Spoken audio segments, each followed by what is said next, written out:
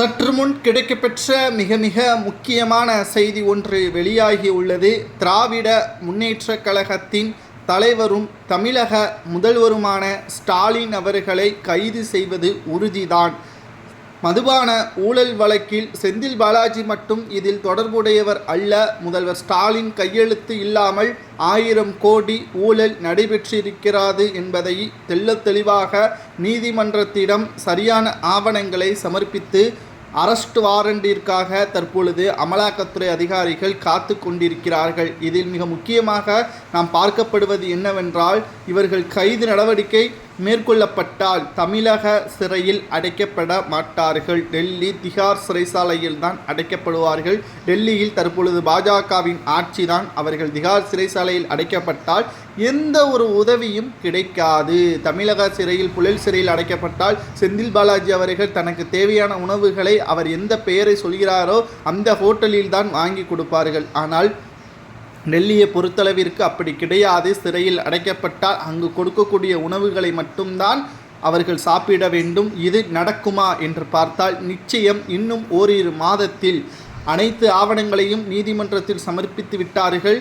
தற்பொழுது அவர்கள் விளக்கத்தை கொடுக்கக்கூடிய ஏற்பாடுகளை நீதிமன்றம் செய்ய போகிறது. அந்த விளக்கமானது 1க்கு 1 முரணாக இருக்கும் பட்சத்தில் வீடு புகுந்து கைது நடவடிக்கை முதலில் செந்தில் பாலாஜி, டாஸ்மாக் அரசு உயர் அதிகாரிகள் மற்றும் அந்த நிறுவனத்தை நடத்தி வரக்கூடிய ஜெகத் ரட்சகன் திமுகவின் எம்பி ஆகியோரும் கைது செய்யப்படுவார்கள். குறிப்பாக 1000 கோடி தான் ஊழலா என்று பார்த்தால் எதிர்க்கட்சி தலைவர் எடப்பாடி பழனிசாமி அவர்கள் கூறுகிறார், எனக்கு கிடைத்த தகவலின் அடிப்படையில் 4 ஆண்டுகளில் சுமார் 40,000 கோடி ஊழல் செய்யப்பட்டிருப்பதாகவும் ஒரு வருடத்திற்கு 10,000 கோடி ஊழல் நடந்திருப்பதாகவும் எடப்பாடி பழனிசாமி அவர்கள் கூறியிருக்கிறார்.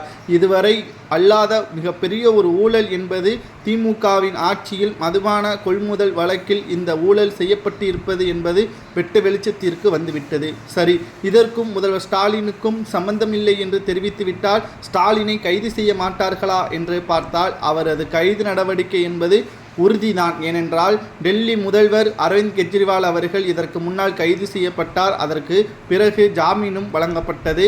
அதற்கு பிறகு முதல்வர் பதவியை ராஜினாமா செய்து தற்பொழுது ஆட்சியை கவிழக்கூடிய நிலைமைக்கு தள்ளப்பட்டு விட்டார். தற்பொழுது அரசியலில் அனாதாக்கியப்பட்டதாக தான் அரவிந்த் கெஜ்ரிவாலின் நிலைமை இருக்கிறது. அதேபோல்தான் தமிழகத்தில் எடுத்துக்கொண்டாலும் முதல்வர் ஸ்டாலின் அவர்கள் தற்பொழுது முதல்வராக இருக்கலாம். இன்னும் ஓரிரு மாதத்தில் தேர்தல் நெருங்கும் பொழுது அவர் தேர்தல் பிரச்சாரத்தை மேற்கொள்ள முடியாத அளவிற்கு அமலாக்கத்துறை அதிகாரிகள் நெருக்கடியை கொடுக்கும். இவர்களுக்கு என்ன தண்டனை கொடுக்கலாம் என்பதை கமெண்டில் கூறுங்கள்.